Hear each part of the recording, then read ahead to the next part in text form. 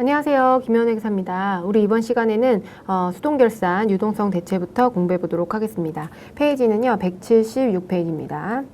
자, 우리 유동성 대체를 보시게 되면 이제 자산의 유동성 대체고요.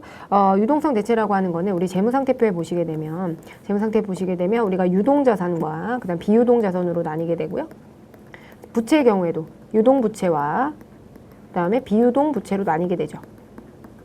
자, 유동자산과 유동부채를 그리고 유동자산과 비유동을 나누는 기준은 우리가 보고기간 말로부터 12월 31일로부터 1년 이내에 만기가 도래하거나 1년 이내에 실현될 것으로 가정을 하게 되면 우리가 유동자산, 유동부채로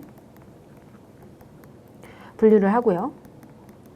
1년 이후가 되면 그때는 비유동자산과 그 다음에 비유동부채가 되는 겁니다. 유동과 비유동은 어쨌든 12월 말 우리가 12월 말을 기준으로 재무상태표를 작성하게 되는데 그때 1년 이내에 우리가 실현이 되는지 1년 이후에 실현이 되는지 여부에 따라서 유동과 비유동으로 나뉜다 이렇게 보시면 되겠습니다.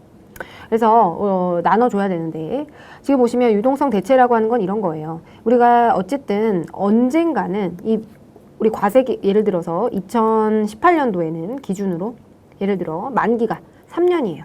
그렇게 되면 2018년 12월 31일 기준으로는 2021년 12월 31일에 만기가 도래를 한다라고 한다면 장기성 예금이든 혹은 장기 부채가 되겠죠. 하지만 이게 자꾸 기간이 경과하게 되면 2019년 말, 2020년 말이 도래하겠죠. 그렇게 되면 2020년 말 기준으로는 어쨌든 이게 만기가 2021년이라고 한다면 장기성 예금이라든가 장기 차입금을 분류를 했다라고 하더라도 2020년 기준으로는 1년 이내 도래하는 시기가 언젠가는 반드시 오게 된다는 거죠. 그렇게 되면 해당 장기성 예금을 2020년도에는 1년밖에 만기가 남지 않았기 때문에 우리가 유동성 대체를 해주게 됩니다. 즉, 이 장기성 예금을 유동자산인 정기예금으로 장기 차입금을 유동성 장기부채라고 해서 유동부채로 분류를 해주는 거예요. 이걸 바로 유동성 대체라고 합니다. 그래서 비유동부채에서 비유동부채도 언젠가는 유동부채가 될 수밖에 없습니다. 그렇게 되면 자 비유동부채를 유동부채로 분류해주고 그 다음에 비유동자산을 유동자산으로 분류해주는 이런 절차를 우리가 진행해줘야 된다라고 보시면 되겠습니다. 그래서 자산과 부채의 유동성 대체는 그렇고요. 한번 볼게요. 이거 보시면은 아마 그래서 만기가 1년 이내에 다 도래하게 되면은 유동성 대체를 해야 된다. 그러니까 미유동 자산에서 유동 자산으로. 그래서 여기 보시면 계정 과목을 볼게요. 여기 계정 과목을 보시게 되면요. 유동 자산과 유동 부채가 나뉘어져 있어요. 그래서 당좌 자산, 재고 자산의 경우에는 유동 자산에 해당이 되거든요. 여기까지 해당이 되고 투자 자산부터는 비유동 자산에 해당이 되거든요. 그래서 우리가 투자 자산과 유형 자산 기타 비유동 자산으로 되어 있던 항목을 당좌 자산과 재고 자산으로 분류해 주는 거. 그리고 부채는 비유동 부채에 있던 요 항목들을 유동 부채로 분류해 주는 거. 그게 바로 유동성 대체라고 보시면 되겠고요. 자, 보겠습니다. 2018년 10월 1일에 우리은행에서 개설한 3년 만기 정기 예금이 있는데요. 장기성 예금 계정이래요. 그래서 3년 만기로 해서 우리가 장기성 예금 계정으로 분류를 해놨었나 봐요. 근데 이게 만기일이 2021년 9월 30일에 도래하기 때문에 당좌 자산으로 대체를 해줘야 된다. 즉 정기 예금으로 우리가 정기 예금 계정 유동 자산으로 대체를 해줘야 된다 이런 내용이 나와 있네요. 그래서 1,000만 원이 이제 장기성 예금에서 우리가 유동 자산으로 분류를 해줘야 된다라고 나와 있고요. 자, 그러면 문제 풀어보겠습니다. 이것도 12월 31일이겠죠? 자, 12월 31일에 일단 장기성 예금을 정기예금으로 없애고 정기예금으로 바꿔줘야 되는 거죠. 네, 장기성 예금이 더 이상 아니기 때문에 장기성 예금이 되고요. 1,000만 원을 어떻게 바꿔줘야 돼요? 네, 정기예금으로 바꿔줍니다. 정기예금. 그래서 이렇게 바꿔주시면 되겠고요.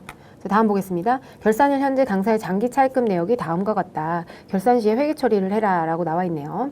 자, 그럼 만기 일시 상환을 하는 것이고 차입금이 1,200만 원, 3,000만 원이 있어요. 그렇게 되면 우리가 장기 차입금의 내역이죠. 이게 다 장기 차입금으로 계상이 되어 있는데 이 중에서 유동성 부채 대체를 해야 되는 것이 없는지 만기를 확인하시면 됩니다.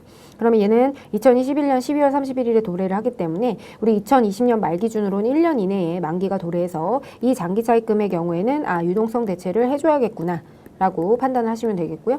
얘는 장기 차입금으로 있는 게 맞죠? 네, 그렇기 때문에 얘는 무시하셔도 됩니다. 그래서 우리가 대상으로 유동성 대체를 해야 되는 항목은 요 위의 항목 1200만 원에 해당이 되겠고요. 그럼 한번 보겠습니다. 자, 일단은 장기 차입금을 줄여줘야 되겠죠? 네, 장기 차입금을 대체하는 거니까 장기 차입금 계정을 얼마냐면 1200만 원 이렇게 해주고요. 그리고 대변에 이거를 유동성 장기부채 이렇게 항목으로 분류를 해주시면 됩니다. 네, 그래서 거래처 코드도 걸어줘야 되겠죠. 그래서 거래처 코드는 국민은행, 그다음에 유동성 장기부채도 국민은행, 이렇게 거래처 코드를 걸어주시면 되겠습니다. 다음 보겠습니다. 3번이고요. 12월 31일에 전계 유동성 장기부채로 대체를 했어요. 그럼 만기가 도래했겠죠. 근데 해당 은행의 장기차입금 2080만 원의 상환기간을 2년으로 연장했다. 그럼 유동성 지금 현재는 어떻게 돼 있어요? 현재는 유동성 장기부채로 되어 있는데 뭐로 바꾸라는 거예요? 2년이 연장이 됐다고 했으니까 얘는 장기차입금으로 바꿔주라는 겁니다. 장기차입금으로 얘를 바꿔줘라 이렇게 되는 거니까요. 유동성 장기부채 항목을 없애면서 장기차입금으로 만들어줘야 되겠죠. 그러면 유동성 장기부채를 없애주게 되고요. 이것도 국민은행에 해당이 되고요. 2080만 원 이렇게 되고 이것만큼을 우리가 장기차입금 이렇게 해서 국민은행 이렇게 바꿔주시면 되겠습니다. 네, 그래서 2080만 원을 우리가 상환기간 연장하면서 우리가 차변에서 대변으로 바꿔주시면 됩니다. 다음 보겠습니다. 마이너스 통장입니다. 마이너스 통장의 경우에는 우리가 마이너스까지 쓸 수 있는 거예요. 예를 들어 뭐 잔고가 있을 때는 그냥 일반적인 통장과 같은데 예를 들어 마이너스 한도가 뭐 1억이다 라고 하게 되면 이 금액이 이렇게 우리가 돈을 쓰겠죠. 그랬을 때 마이너스 잔액이 발생하잖아요. 그랬을 때 이 마이너스인 경우에는 이 금액을 뭐로 바꿔줘야 돼요? 네, 단기 차입금으로 바꿔줘야 됩니다. 그래서 해당 잔액을 늘려주면서 보통 예금을 늘려주면서 그거에 대해서 이제 단기 차입금으로 계상을 하는 형태가 바로 마이너스 통장의 단기 차입금 대체에 해당이 되고요. 해당 예금 잔액을 0으로 만들어 지금 마이너스 금액이 예를 들어 1억이 돼 있어요. 그러면은 이거를 기말 시점에는 보통 예금 마이너스 1억 이렇게 나갈 수가 없기 때문에 마이너스 1억을 플러스 1억으로 만들어줘야 되죠. 그럼 보통 예금을 늘려주면서 그 금액만큼 1억이면 보통 예금 1억을 늘려주면 이게 0원이 되겠죠. 그러면서 뭐로 대체하는 거예요? 네, 단기 차입금으로 대체를 해주는 겁니다. 마이너스 금액만큼. 보시면 쉽게 이해가 되실 거예요. 자, 지금 보시면 결산 시 원장을 검토하는 과정에서 보통 예금 국민은행이 1,735만 4,200원. 그러니까 기중에는 이렇게 마이너스 잔액으로 두고요. 이걸 기말 시점에 우리가 보고할 때는 마이너스 통장으로 밝혀졌기 때문에 이 마이너스 금액. 자, 마이너스 금액을 0원으로 만들어줘야 되겠죠. 그래서 보통 예금을 일단 늘려줘야 됩니다. 자, 그래서 자, 보통 예금을 늘려주려면 우리가 일단 차변에 1,735만 4,200원 이렇게 해주시고요. 그것만큼을 우리가 단기 차입금으로 분류를 해줘야 되겠죠. 그래서 국민은행 이렇게 입력하시면 되겠습니다. 그래서 일반 전표 입력해서 이렇게 메뉴를 입력하시면 되겠고요. 그래서 이걸 보시면 어쨌든 우리 보통 예금에 마이너스 잔액으로 되어 있었잖아요. 마이너스 얼마 되어 있는 거를 이 부채 쪽으로 가게 되면 플러스가 되겠죠. 네, 그래서 이렇게 만들어주는 과정이 바로 이 마이너스 통장의 단기 차입금 대체에 해당된다. 그렇게 보시면 됩니다. 자, 그 다음 장기 제품 보증 부채를 보겠습니다. 이건 뭐냐면요. 제품 보증을 받는데 우리가 예를 들어서 뭐 컴퓨터나 아니면 핸드폰 같은 것들을 구매하고 나면 AS가 가능하잖아요. 네, 그래서 그거를 바로 그러면 삼성전자에서는 우리한테 AS를 해주는데 그것도 어쨌든 본인들이 나중에 지출해야 되는 비용이죠. 그래서 지금 고객이 예를 들어 핸드폰을 사갔어요. 그럼 우리는 2년 약정으로 해가지고 2년 동안은 AS를 해주기로 약속을 한 거죠. 그러면 이때 우리가 만약에 물건이 고장나거나 하게 되면 AS를 해줘야 됩니다. 그럼 비용이 발생하겠죠? 삼성도 당연히 인건비 쓰고 거기서 고치는데 부품 수리비 들어가고 다 비용이 들어가잖아요. 근데 비용을 이때 잡지 말고 미리 잡으라는 겁니다. 그래서 그게 뭐죠? 제품 보증비를 잡으면서 장기 제품 보증 부채라고 해가지고 이때 나중에 우리가 AS 기간 동안 발생할지도 모르는 비용 우리가 12월 말 기준으로 했을 때 12월 말 기준으로 추후에 발생할 것으로 예상되는 비용들을 예측을 해서 이때 비용으로 계상하는 것이 아니라 지금 시점에 미리 계상을 하고 그거에 대해서 보증 부채로 계상을 했다가 비용을 지금 계상을 하고요. 나중에 실제로 비용이 발생할 때는 이 장기 제품 보증 부채를 상계하면서 현금이 출금되는 형태로 그러니까 이때 비용이 아니라는 거예요. 그래서 이때 매출이 발생했잖아요. 우리 수익 비용 대응의 원칙이기도 하고요. 보수주의에 근거한 거기도 하고 다양한 관점으로 이걸 볼 수가 있습니다. 그래서 우리가 핸드폰에 대한 매출이 이때 발생을 했기 때문에 수익 비용 대응 원칙에 따라서 관련된 제품 보증비도 이때 비용 처리해야 되는 게 맞다. 그래서 미래에 비용이 발생할 거지만 지금 땡겨서 현재 잡게 되는 거다. 라고 보시면 됩니다. 그래서 보고기간 종료일 시점에 우리 12월 기준으로 앞으로 우리가 보증을 해야 될지도 모르는 그런 금액들을 추정해서 그 금액만큼 제품 보증비와 장기 제품 보증부채라고 하는 계정을 계상했다가 제품 보증비가 실제로 발생할 때는 그땐 비용 처리하지 않는 거예요. 기존에 계상했던 장기 제품 보증부채를 상계하면서 현금을 지출하게 되는 이런 분계를 진행하시면 되겠습니다. 듀얼 유료 회원만의 남다른 서비스.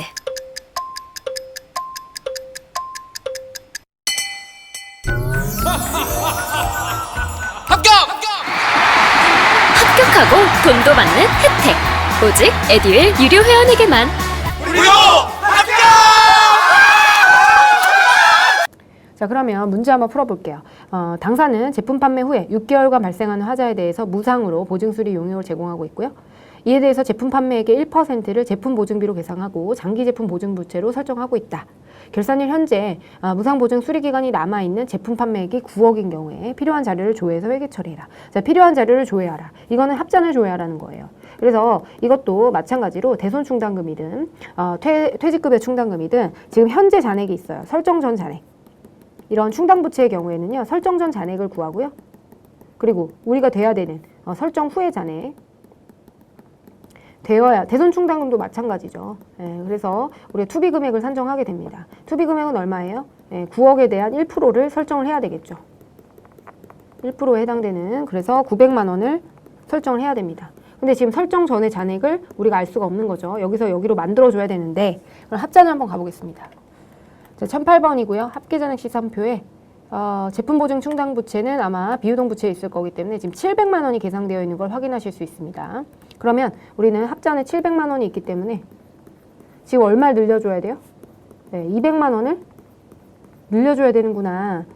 제품 보증 충당 부채를 늘려줘야겠구나 라는 걸 아실 수 있겠죠. 그래서 제품 보증 충당 부채가 700만 원이 계상되어 있는데 우리는 900만 원으로 만들어줘야 됩니다. 그러면 일단 제품 보증 충당 부채를 늘려주겠습니다. 늘려야 되니까 그러면 제품 보증 충당 부채 제품 보증 충당부채 이거를 늘려주게 되고요. 200만 원만큼 늘려주고 그 금액만큼 차변에 뭐를 처리해야 되죠?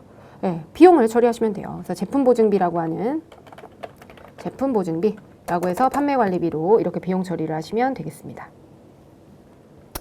네, 됐고요. 자, 그러면 다음 문제 넘어갈게요.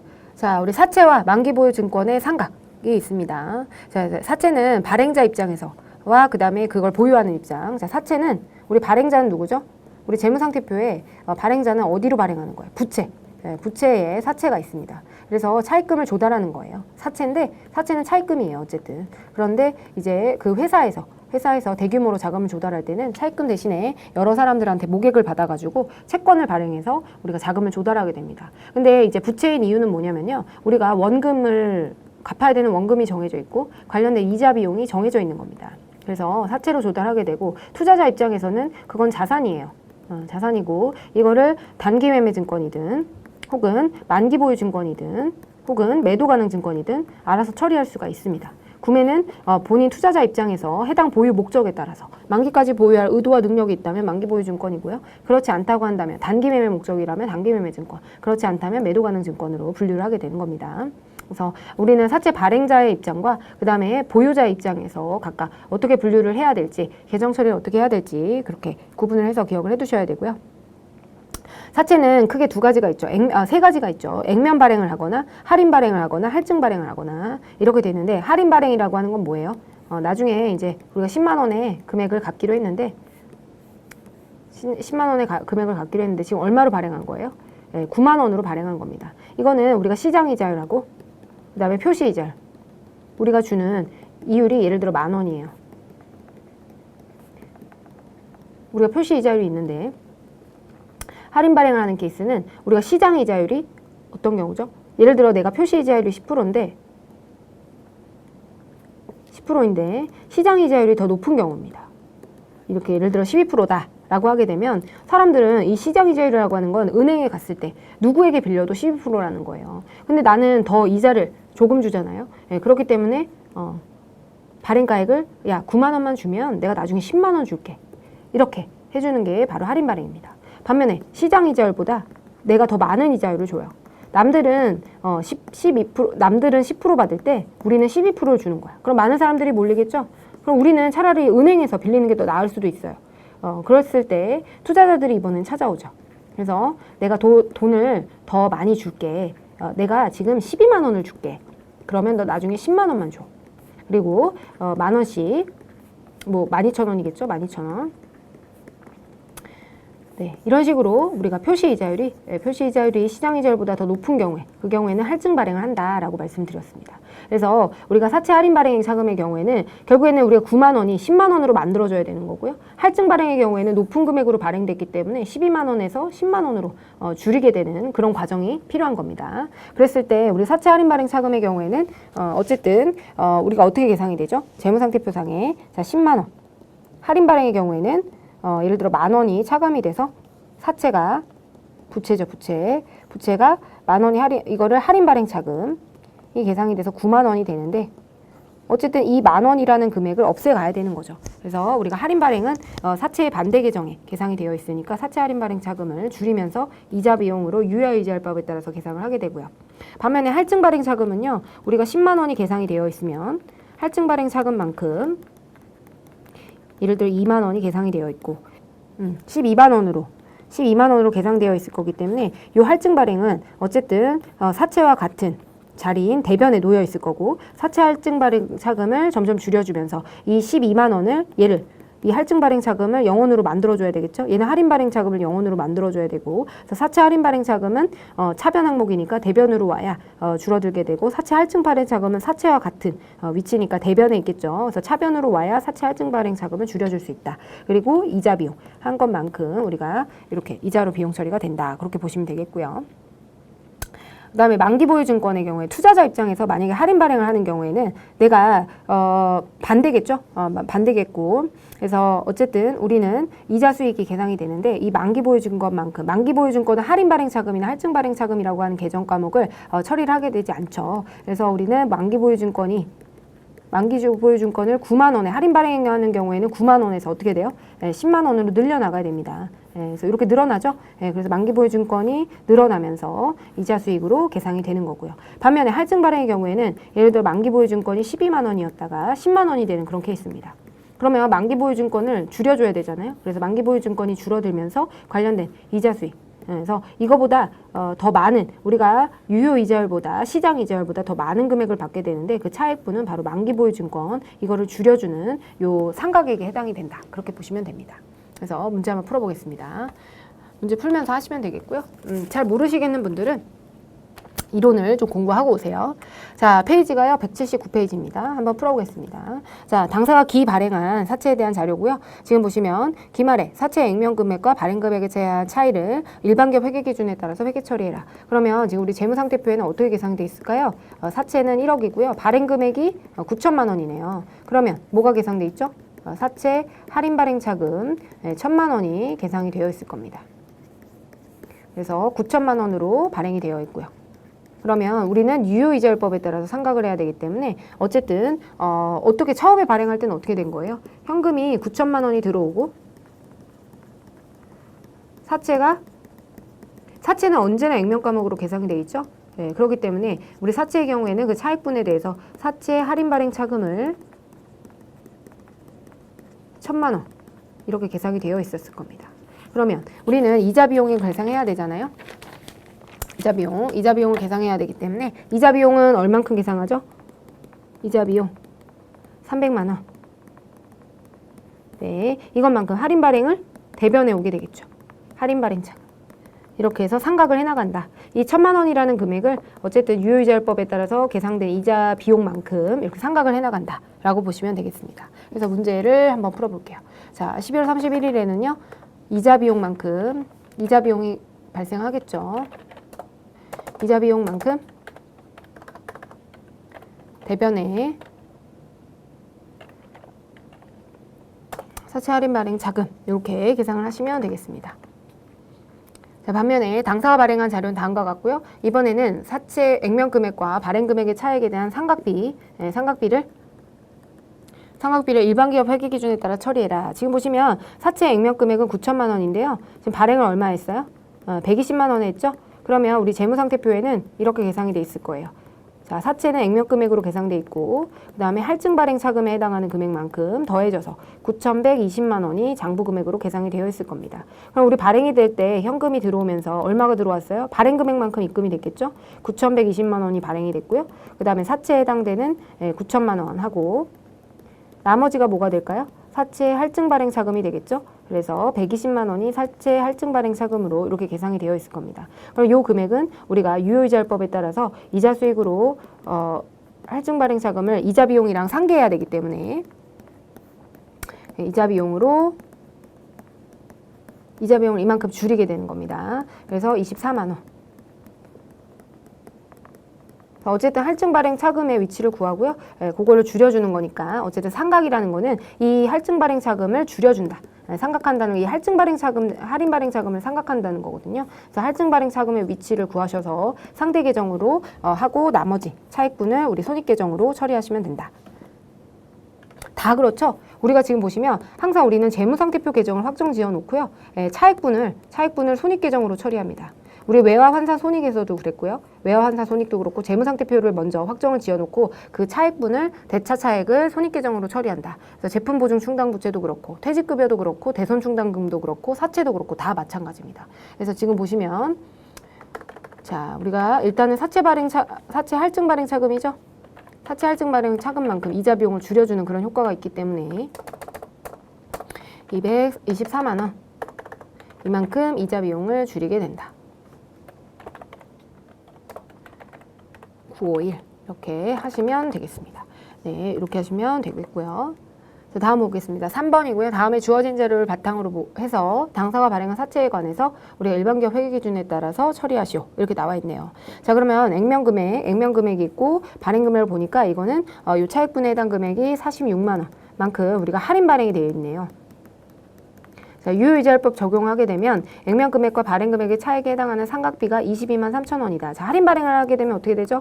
사채를 발행하면서 사채를 1,000만 원에 발행하면서 우리가 발행 금액이 현금으로 얼마가 들어온 거예요? 954만 원이 들어왔기 때문에 우리가 46만 원에 해당하는 금액만큼 사채 할인 발행 차금으로 계산을 해놨을 겁니다. 자, 그러면 우리가 이 할인 발행 차금에 해당하는 금액을 없애줘야 되겠죠? 상각을 하려면 할인 발행 차금을 없애주면서 이자 비용으로 계산을 해주시면 되겠어요. 이렇게 계산을 해주셔야 되는데 지금 실제로 액면 이자율 여기는 할인 발행 차금도 있지만 상각액은 22만 3천 원. 그 다음에 이자 비용은요. 액면 이자율, 표시 이자율만큼 뭐가 나가요? 네, 돈이 나가죠. 표시 이자율은 무조건 현금이 나갑니다. 그래서 현금대로 해서 보통예금인데 현금, 표시 이자율은 실제로 나가는 이자율, 이자 비용에 해당돼요. 현금으로 나가는 비용. 그래서 지금 당장 현금으로 나가는 비용은 일단 보통예금으로 지급하니까 보통예금으로 하고 이 나머지 차액분에 하는 거를 손익계정인 이자 비용으로 처리하시면 됩니다. 손익계정인 이자 비용으로 처리하시면 되겠습니다.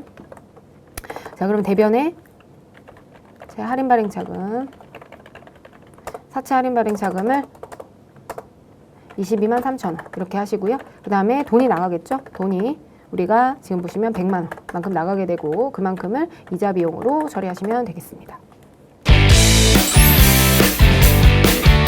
할게요. 완전 초보였죠. 그것도 생초보. 퇴근하고 에듀윌 강의 들으면서 한 2달 정도 공부했던 것 같아요. 그래서 제가 세운 목표는 강의를 한번 다 듣고 기본기를 만든 후에 기출문제를 풀자 이거였거든요. 강의만 들어도 그 안에 기출문제로 그날 배운 내용 적용해서 풀어보는 거라 공부하는 데 도움이 많이 됐어요. 에듀윌은 합격이다! 자, 4번입니다. 당사는 2020년 1월 1일에 액면 금액 10만 원인 주식회사 서울이 발행한 채권을 88,584원에 이번에는 이제 투자자 입장이죠. 만기 보유 목적으로 현금 구매했다. 그러면 현금을 주면서 88,584원을 하면서 만기 보유 목적이니까 만기 보유 증권으로 하게 되는데 우리가 이 투자자 사채에 투자한 투자자 입장에서는 이거를 순액으로 처리한다고 말씀드렸죠. 만기 보유 증권, 매도 가능 증권 모두 다 이런 것들은 현재같이 이 할인 발행 차금이나 할증 발행 차금을 이용하지 않고 순액으로 이렇게 기록을 합니다. 그래서 이렇게 되어 있는데 그때 2020년 12월 31일에 회계 처리를 해라. 그러면 일단 이 88,584원에 상가객을 구해줘야 되는데요. 자, 일단은 우리는 현금을 받게 되겠죠. 현금 이자 수익이 발생할 텐데 그 금액은 얼마예요? 액면금액의 표시이자율에 해당하는 금액만큼 액면금액 10만 원에 표시이자율에 해당되는 만 원만큼은 현금으로 받겠죠. 예, 그렇게 되고요. 그 다음에 우리가 상가객을 구해줘야 되는데요. 상가객은 우리가 상가객은 일단 우리가 상가객을 구하는 방식은 일단 유효이자에서 표시이자를 차감하는 이런 형태로 상가객이 결정이 됩니다. 그래서 일단 이자 수익은 얼마예요? 이자 수익은 우리 장부금액의 15% 유효이자율만큼 곱해주면 되겠죠? 그래서 이자 수익이 13,288원. 그럼 이 차액분이 뭐가 될까요? 만기보유증권 상가객이 되겠죠. 그래서 만기보유증권만큼 우리가 해당 금액을 올려주면 되겠습니다. 자, 입력을 해볼게요. 자, 그러면 현금을 받겠죠. 10만 원을 받을 만 원을 받고요. 그 다음에 우리가 어쨌든 유효이자를 먼저 계산합니다. 유효이자, 이자 수익에 해당하는 13,288원, 88,584원에다가 15%를 곱한 유효이자를 곱하는 거죠. 장부금액에, 기초 장부금액에 유효이자는 기초 장부금액의 유효이자율을 곱하게 됩니다. 네, 이렇게 곱해서 계산을 하시면 되겠고요. 그래서 나머지 차액분에 해당하는 금액이 원래는 뭐 사채 할인 발행 차금이나 사채 할증 발행 차금 상가객이 돼야 되는데 우리가 그러니까 투자자 입장에서는 직접 자산의 가액으로 처리를 한다. 만기보유증권. 이것도 만기보유증권의 경우에도 유동자산과 비유동자산이 있기 때문에 우리는 일반적으로 비유동자산으로 처리해 주시면 됩니다. 아까 그 만기보유증권 124번은요. 유동성 대체를 한 거예요. 만기보유증권을 유동성 대체한 거기 때문에 우리는 비유동 자산 계정으로 처리해 줘야 된다. 그렇게 보시면 되겠습니다.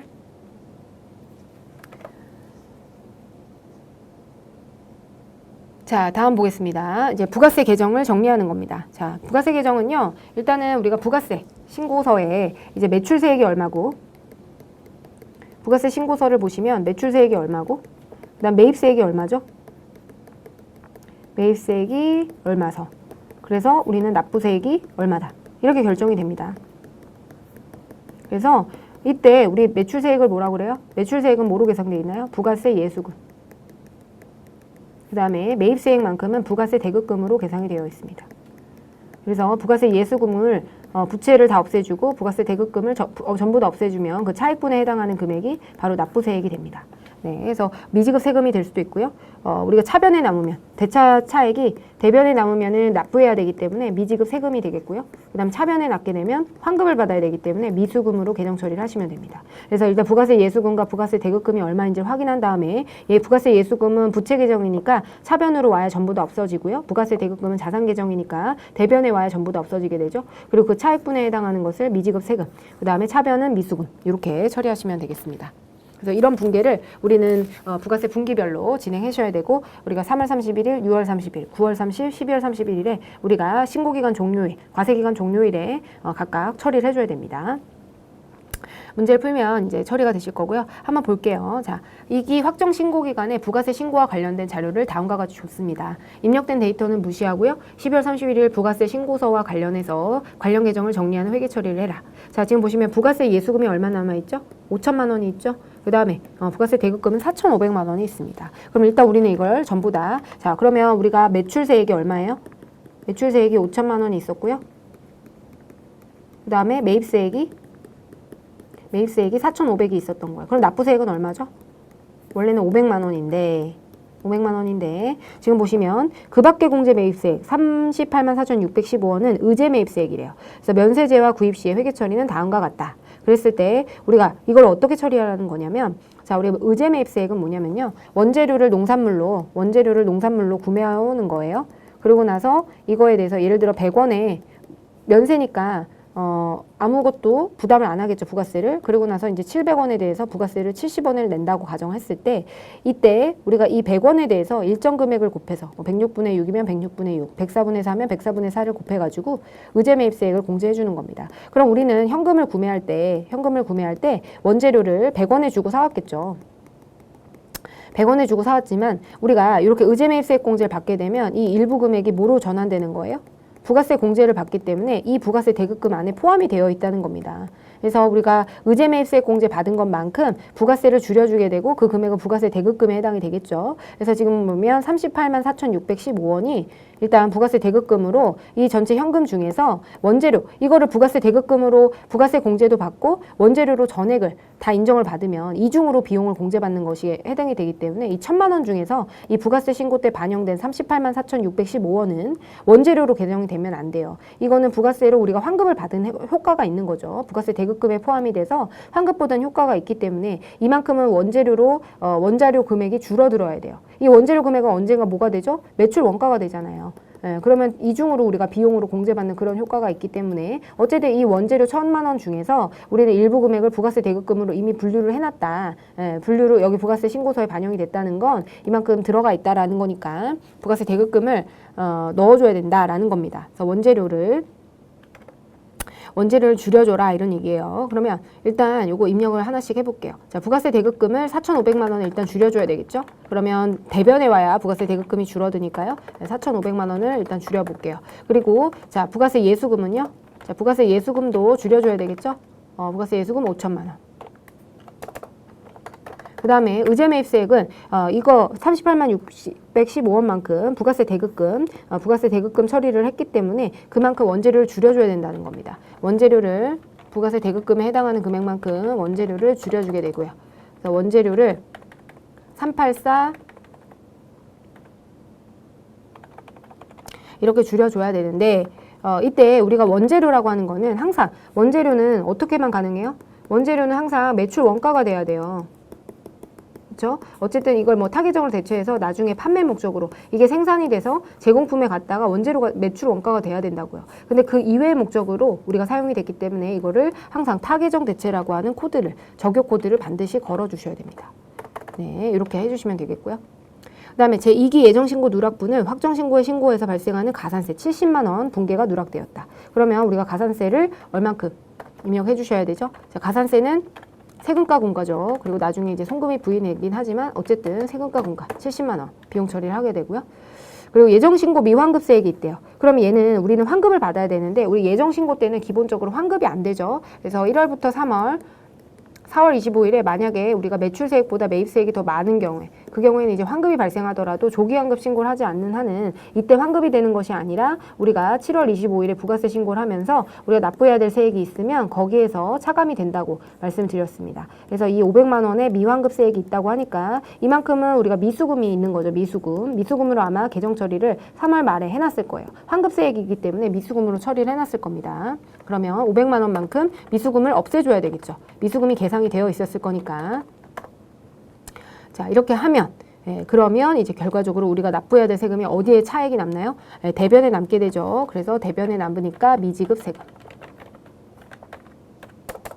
네, 이렇게 쳐주시면 우리가 결과적으로 납부해야 될 세액이 결정이 됩니다. 네, 그래서 우리가 이 500만 원만큼 예정신고 미환급세액이 있어서 예정신고 미환급세액이 있기 때문에 지금 보시면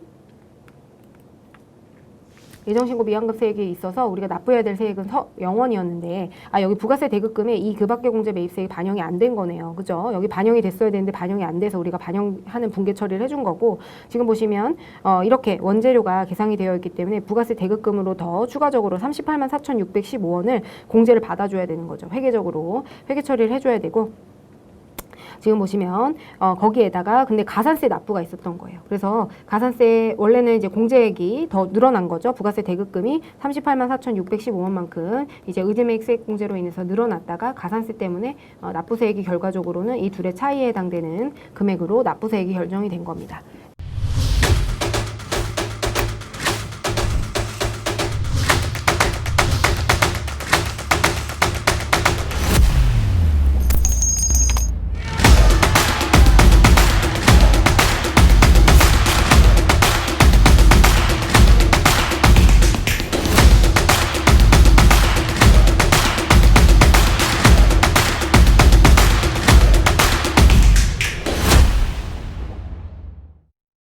그래서 요 분계 보시면 우리가 5천에서 450만 원 빼서 500만 원만 납부하면 됐었는데 500만 원 우리가 환급을 못 받은 게 있어요. 그래서 그거랑 상계가 됐고요. 그 중에서 우리가 원재료 부가세 대급금 처리 안 했던 거를 부가세 대급금으로 처리해주고 그 다음에 세금과 공과 해당하는 금액.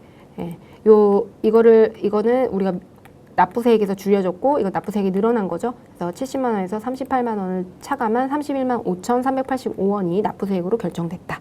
네, 그래서 이렇게 분계를 입력해 주시면 되겠습니다. 그래서 부가세 분계 같은 경우에는 아마 우리 2급 전사세무 2급에서도 연습을 많이 하셨기 때문에 그거가 지금 다 종합이 된 형태로 이런 식으로 출제가 되죠. 네, 그래서 문제가 어려운 건 아니고요. 여러 가지 문제를 같이 우리가 기존에 한 문제씩 나왔던 게 이렇게 같이 합쳐져서 나와서 좀 아무래도 내용이 많고 양이 많다고 느끼실 수 있는 것 같아요. 네, 그리고 이제 수동결산은 이 정도만 마무리하시면 되겠습니다. 자, 그러면 우리 자동결산 유형 곧 들어갈 건데요. 자동결산 유형의 경우에는요, 어디에서 하는 거냐면, 우리 결산자료, 이렇게 일반 전표 입력에서 입력을 하지 않고요. 여기 가보시면, 결산자료 입력에서 자동으로 분계가 입력되는 그런 항목들입니다. 그래서 대표적으로 우리 재고자산이라든가, 그 다음에 대손충당금, 그 다음에 감가상각비, 법인세 비용 이런 것들이 반영이 됩니다. 그래서 여기에서 우리가 결산 반영 금액을 입력을 해주면 반영을 해주고 그 다음에 전표 추가를 눌러주게 되면은 자동으로 일반 전표에 결산 분계가 입력이 되는 그런 형태입니다. 네. 그렇게 보시면 되겠고요. 그래서 우리가 이제 매출 원가는 매출 원가를 확정 지어야 되는데, 자, 매출 원가라고 하는 거는 우리가 어쨌든 상품의 경우에는 기초 상품 재고액이 있고요. 기초 상품 재고액에다가 그다음에 단기 매입액이 있겠죠. 이거는 기초 상품 재고액은 전기에서 넘어왔고 단기 매입액은 단기에 전표에 입력을 해놨을 겁니다. 그러면 우리는 결과적으로 기말 시점에 기말 재고가 확정이 되면 기말 재고만 입력을 해주면 그렇게 되면 뭐가 결정이 되죠? 예, 매출 원가가 결정이 되는 이런 형태죠. 그래서 우리가 결산자료 입력이라고 하는 거는 매출 원가와 관련해서는 결과적으로 이 기말 재고를 입력해 주는 거예요. 그래서 기말 재고라는 거는 기말 원재료, 그 다음에 기말 제품, 그 다음에 기말 제공품이 될 수도 있고요. 그 다음에 이 제조기업의 경우에는 이렇게 나오게 되고, 상품은 기말 상품, 상품 매매 기업은 기말 상품, 이렇게 해서 기말 재고액을 입력을 해주시는 게 결산 반영의 첫 번째입니다. 그래서 보시겠습니다. 상품 매출 원가, 상품 매출 원가를 어쨌든 상품으로 계상되어 있는 것 중에서 이 상품 중에서 지금 상품 매출 원가 팔린 게 얼마냐, 그거는 이제 기말 상품 재고액을 결정해 주면은 그걸로써 상품 매출 원가가 결정이 되고, 상품 매출 원가를 이런 식으로 분계를 끊어주는 거, 그게 바로 자동 결산입니다. 제품 매출 원가도 마찬가지예요. 원재료를 이제 원재료비로 대체하고요, 사용된 것만큼. 그러니까 원재료비로 대체한다는 거는 지금 보시면 우리가 원재료가 있고요, 제공품이 있고, 그 다음에 기말 제품이 있겠죠. 그래서 우리가 원재료를 이제 구입을 하잖아요. 그리고 이제 사용을 하게 되면 이 원재료비가 어디로 또 가죠? 원재료 사용분을 원재료비로 대체를 해서 여기로 보내게 되고, 제공품으로 원재료비와 그 다음에 임금, 제조경비와 같은 단기총 제조원가가 구성이 돼서요. 이거는 완성이 되면 여기에서 단기 제품 제조원가로 해서 제품으로 대체가 되죠. 그게 바로 제공품에서 제품으로 대체가 되는 요 분계입니다. 요거는 이제 요거 분계에 해당이 되고요. 그러고 나서 이 중에서 판매된 게 바로 매출 원가로 계상이 되죠. 그래서 제품이 줄어들면서 제품 매출 원가로 가게 되는 요 분계까지, 요 분계들을 자동으로 입력을 해준다는 겁니다. 그래서 우리는 뭐만 입력해주면 돼요? 기말 제품 재고액들, 기말 제품 재고액, 기말 제공품, 그 다음에 기말 상품. 자, 여기서 보시면 상품 매출 원가 기말 상품 재고액하고요, 원재료 재고액하고, 그 다음에 제공품 재고액, 그 다음에 기말 제품 재고액, 요거를 우리가 설정을 해주면 알아서 지금과 같은 이런 분계들이 입력이 된다는 겁니다. 얼마나 좋아요. 그래서 우리가 상품 매출 원가와 관련해서는 반드시 이 자동 분계, 자동 결산으로 입력을 해주셔야 됩니다. 자, 그럼 한번 볼게요. 자, 어떻게 입력을 하면 되는지 보고, 자, 결산분계, 주식회사 결산분계 1008번으로 이제 입력을 해보도록 하겠습니다. 자, 수해로 인해서 특별재난 지역에 기부한 제품 100만 원이 누락되어 있는 것을 기말 제품 재고 실사 결과 확인하였다. 그러면 우리가 실사를 해서 확인했다는 거는 일단 우리가 장부상에는 계상이 되어 있었다는 거예요. 근데 진짜 실제로 가보니까, 실사를 해보니까 이게 없다는 거죠. 그러니까 제품이 없어진 거예요. 제품이 지금 100만 원이 누락이 되어 있는 거죠. 네, 없어졌어요. 근데 왜죠? 이거는 기부금으로 기부를 했기 때문이에요. 그러면 우리 제품이라고 하는 건 언제나 뭐가 돼야 돼요?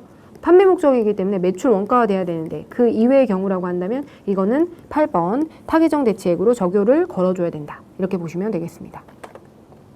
그래서 어렵지 않거든요. 요거는 이제 일반 전표로 입력을 해보겠습니다. 타개정 대체에 해당되기 때문에 일단 일반 전표로 입력 한번 해보고요. 기말 재고를 남기는 원재료를 매출 원가를 계산하는 게 아니기 때문에 이제 일반 전표 입력에서 활용을 해보겠고요. 일반 전표 입력. 일반 전표 입력이고요. 자, 12월 31일이죠. 12월 31일이고, 자, 기부금을 계산을 합니다. 기부금. 그래서 보시면 100만 원. 그 다음에 이것만큼 제품이 줄어들었죠.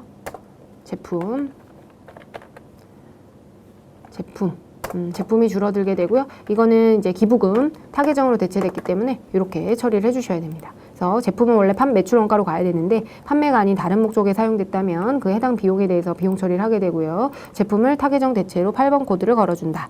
이렇게 보시면 됩니다. 자, 다음 보겠습니다. 기말 원재료에 대해서 특별 실사 결과 파손 및 도난에 의한 재고자산 감소액은 1,500만 원. 이 중에서 자, 우리가 재고자산이 파손 및 도난으로 감소했대요. 그럼 재고자산이 줄어든 거거든요. 그래서 원재료가 줄어든 거예요. 원재료가 줄어들었는데 이 중에서 원가성이 있다.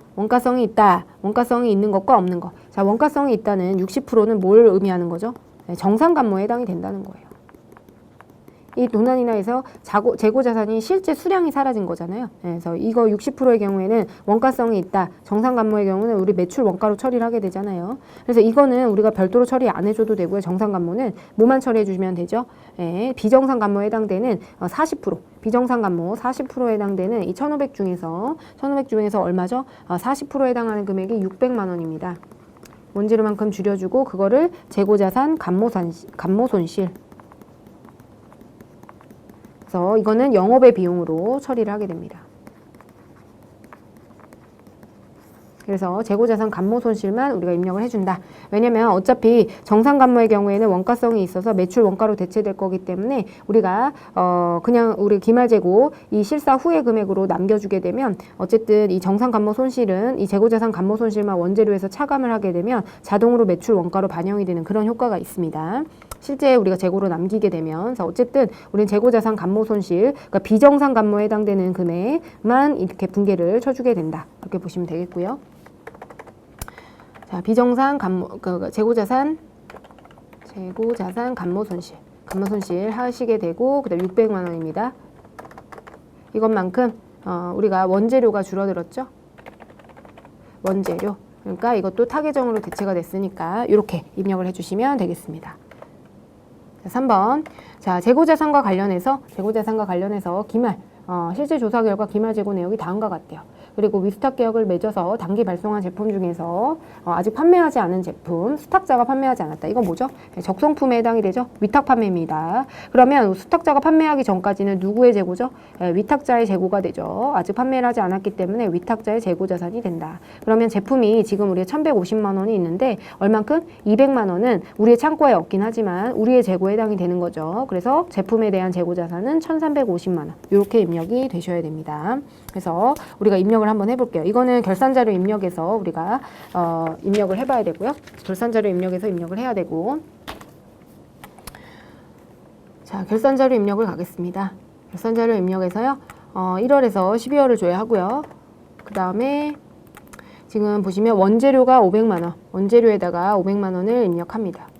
원재료에다가 500만 원. 그 다음에 제공품이 750만 원이죠. 그래서 제공품 여기에다가 750만 원. 그 다음에 우리가 기말 제품의 경우에는요. 기말 제품은 여기에다가 1,350만 원. 이렇게 입력을 해주면 그리고 나서 끝나는 게 아니고요. 전표 추가를 반드시 눌러주셔야 됩니다. 네, 그래서 이렇게 분계를 입력해 주시면 됩니다. 그러면 한번 가볼까요? 재무상태표에 나중에 일반 전표 가보시면요. 12월 31일 조회를 하시게 되면 이 자동 분계가 이렇게 제공품과 원재료비와 원재료, 상품 매출 원가, 그 다음에 제공품과 원재료비, 제공품과 보험료 등등등, 그리고 제품에서 제공품으로, 제품에서 제품 매출 원가로 이런 분계가 자동으로 결산 분계에서 입력이 되어 있는 것을 확인하실 수가 있습니다. 네, 다음 4번 보겠습니다. 이거는 지금 보면 주식회사 자동분계 1009번으로 입력을 하셔야 됩니다. 그래서 자동분계 1009번으로 가서 입력을 하셔야 되고요. 자, 기말 현재 재고자산은 다음과 같다. 다음 거래 자료에서는 주식회사 자동분계로 회사 변경을 해서 일반 전표 입력하고 결산자료 입력 메뉴를 입력하시오. 그리고 저가법 평가 여부를 평가한다. 라고 했어요. 그렇게 되면 자, 우리 재고자산 장부 금액이 있고 실제 금액이 있어요. 네, 그렇게 되면은 이 둘 중에서 작은 금액, 우리 이거 재고자산 실제 금액은 실사를 한 금액이라고 보시면 됩니다. 그렇게 되면 일단 재고자산 시가로 우리는 평가를 하게 되는데 이 둘 중에서 작은 금액으로 평가하는 게 바로 저가법에 해당이 되겠죠. 그러면 지금 보시면 장부상 금액하고 실제 금액은 차이가 없어요. 예, 동일하죠. 아니, 동일하고 차이가 없는 거고. 그래서 이때는 뭐 간모 손실이 있게 되면 우리가 비정상 간모의 경우에는 별도로 입력을 해줘야 되는데 그럴 이슈가 없다. 비정상 간모에 대해서. 그리고 실제 금액과 우리가 시가를 비교해 보니까 지금 보시면 지금 제품의 경우에는 얼마가 되죠? 500만 원만큼 평가 손실을 인식을 해줘야 되겠네요. 그리고 우리가 원재료의 경우에는 지금 동일하죠. 동일하기 때문에 평가를 할 필요가 없습니다. 그러면 결산자료 입력에서 입력을 하겠습니다. 자, 1월에서 12월에 해당이 됐고요. 자, 1월에서 12월을 조회했고요. 자, 일단은 원재료가 3천만 원이죠. 원재료에 해당하는 기말 재고를 남겨주고요. 그 다음에 제품의 경우에는 5천만 원하고 4,500만 원이 있는데 일단 실제 금액은 얼마죠? 5천만 원이죠. 네, 평가 전의 금액으로 우리가 기말 제품 재고액을 적어주고요. 평가 손실에 해당하는 금액을 500만 원으로 이렇게 입력을 해주시게 되면 결과적으로 우리가 지금 2,283만 원이 단기 완성품 제조 원가가 돼서요. 제품 매출 원가는 3,300만 원 이렇게 결정이 되는 겁니다. 우리가 그리고 여기서 주의하셔야 되는 거는 이 기말 제품 재고액에다가 그 평가 전의 금액으로 입력을 해주셔야 된다는 거. 이 평가 전에 실제 금액으로 입력을 하고 재고자산 평가 충당금만큼 줄일 수 있도록 500만 원을 입력을 해주셔야 됩니다. 네, 그래서 이렇게 되고 여기에서 끝나시면 안 되고 전표 추가를 눌러주셔야 돼요. 그렇게 되면 우리가 결산 분계로 일반 전표로 가면요. 이렇게 가시게 되면 지금과 같이 재고자산 평가 손실과 평가 충당금, 그 다음에 제품과 제공품, 원재료 재고비, 원재료비 이렇게 제품 매출원가 이런 것들이 다 알아서 반영이 되는 이런 결산 항목을 볼 수 있습니다. 지금 보시면 여기 교재에는 이 평가 손실을 별도로 입력을 해도 된다 이렇게 나와 있는데요. 어쨌든 우리는 이제 별도로 입력하지 말고 결산 자료 입력에 있으면 결산 자료 입력으로 최대한 하시는 게 틀리지 않는 방법이니까 입력을 하시고요. 특히 중요한 거는 이 기말 제품 재고액의 평가 손실 반영 후의 금액이 아니고요. 평가 손실 반영 전의 금액을 5천만 원을 입력을 해줘야 된다라고 하는 거 좀 기억을 해두시기 바랍니다. 네, 그래서 이번 시간 여기서 마치도록 하고요. 다음 시간에 우리 감가상각비 공부해 보도록 하겠습니다. 감사합니다.